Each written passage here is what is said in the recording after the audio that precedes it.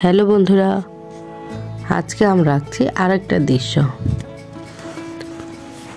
প্রথমে একটা লম্বা দাগ টেনে নিচ্ছি, সেখান থেকে একটা ঘর আঁকবো নিচের দিকে।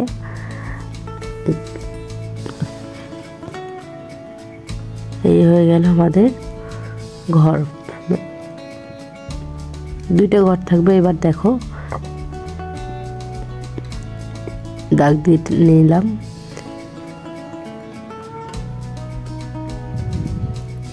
ঘরে আরেকটা চাল, এই মানে একটা ঘরের সাথে আরেকটা ঘর ঠিক পাশাপাশি, আরেকটা ঘর হয়ে গেল।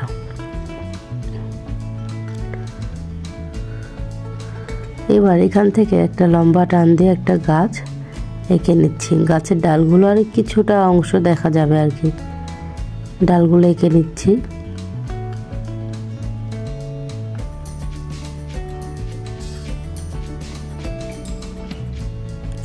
এবং গাছের শিকড়গুলো একটু ভি ভি করে দিচ্ছি। দেখো দূরের দিগন্ত দেখা যাচ্ছে এবং একটা খড়ের গাদাটা একটু বড় দেখা যাচ্ছে। গ্রামের বাড়িতে মোটামুটি এটা সব জায়গাতেই থাকে। এটা কালার করা খুব সহজ এবং আঁকানো খুব সহজ। জানালাটা এবং দরজাটা দিয়ে দিলাম।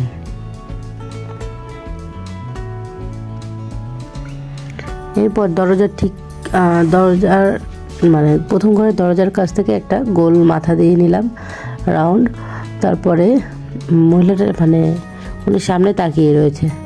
এবার আস্তে আস্তে শাড়ির অংশ, শাড়ি থেকে হাতে একটা কুলো ধরে আছে, দেখো শাড়ির অংশটা দিয়ে নিলাম। আঁচলটা, শাড়ির ভাঁজ এবং পা দেখা যাচ্ছে। এবং দেখো একটা ইউর মতো, উল্টা এর মতো ঠিক দাগ দিয়ে নিলাম। এইখান থেকে এবার কুলাটা এঁকে নিচ্ছি। খুব সহজে কুলা আঁকানো যায়, ইউ বা এর মতো একটু বড় করে। এবার যে ধানের পালা সেটা দিয়ে নিলাম, ধান ঢালছে বা কিছু একটা করছে আর কি। এবং দূরে একটা রাউন্ড দিয়ে একজন ছেলে একটা এঁকে নিচ্ছে। হাতগুলো চিকন চিকন এবং মাথার উপরে কিছু খড়ের গাদা নিয়ে আসছে আর কি, খড় নিয়ে আসছে। ঠিক এমন, খুব বেশি বয়স না, অল্প বয়সে একজন। দুটা পা লম্বা করে এবং হাঁটুর থেকে একটু চিকন নামবে পায়ের দিকে, উপরের অংশটা একটু মোটা।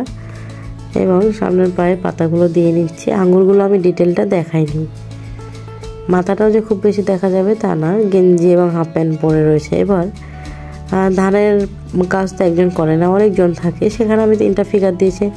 প্রথমে একজন বসে রয়েছে, তার মাথাটা একটু রাউন্ড শেপ দিয়ে করে নিলাম এবং ঝুঁটি বেঁধে, আর হাতটা ধানের দিকে দিয়ে আছে ধানের পালায় এবং বসে রয়েছে। বসে থেকে সে কিছু করছে এমনটা।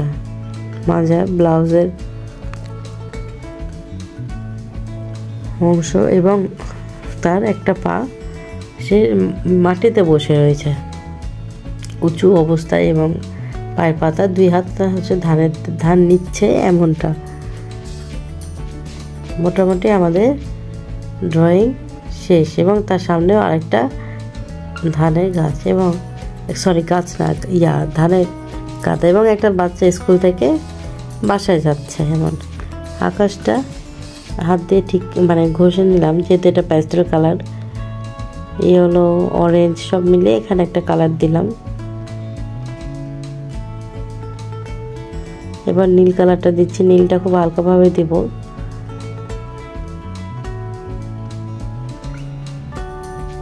এবং ঘরের আরেক পাশে লাল কালার দিচ্ছি। আমার ঘরগুলো খুব কালারফুল ঘর আর কি, তোমরা চাইলে তোমাদের যেমন ইচ্ছা কালারটা ইউজ করতে পারো। এবং খয়েরি দিলাম, খয়েরির সাথে আবার হলুদের শেড দিলাম।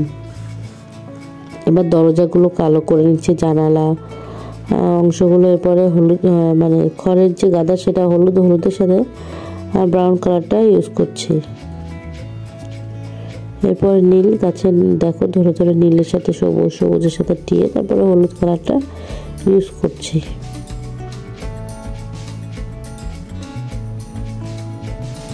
এরপরে গাছের ডালগুলো সুন্দর করে এখানে খয়েরি এবং হলুদ দিয়ে শেড দিচ্ছি এবং পরে কালো দিয়ে এটার টেক্সচারগুলো করে নেব।